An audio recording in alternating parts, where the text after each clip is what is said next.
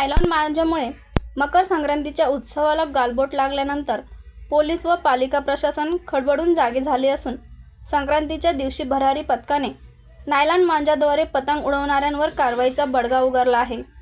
येवला शहरातून 4 पतंग शौकीनांना ताब्यात घेण्यात आले असून त्यांच्या ताब्यातील आसरी व नायलॉन मांजा जप्त करण्यात आला आहे।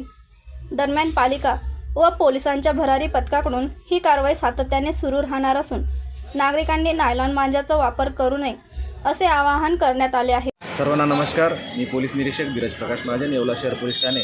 आपल्या सर्वांना माहिती आहे की मकर संक्रांत आणि पतंगोत्सव जोरात साजरा करण्यात येत आहे।